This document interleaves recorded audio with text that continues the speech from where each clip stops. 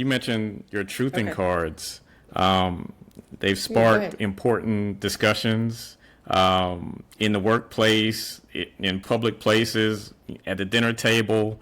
Talk about the concept and how you came up with it. In my years of doing trainings across the country, I found, I left there really wanting to help in any way I could unite my own people, right? Black people. And one of the things I felt was missing were those conversations we used to have around, Big Mama's table, where, you have people, black people from all over, like you got your rich aunties, you got your poor people, you got people from New York, you got people from deep south.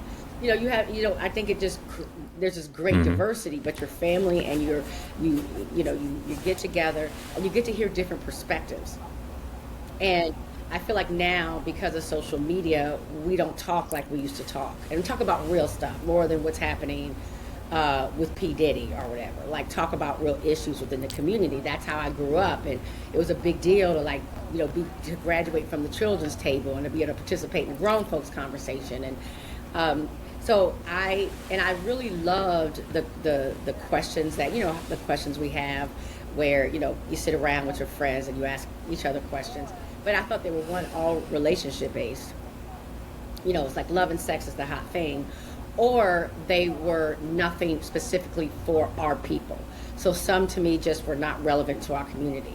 So I wanted to create some cards to get us talking again. So I came out with the first set of cards just for black people, 100 questions, like 102 questions, just, spark conversations. And I was so excited about them. They've gotten good feedback. They did so well that I created a second set of cards just for black people.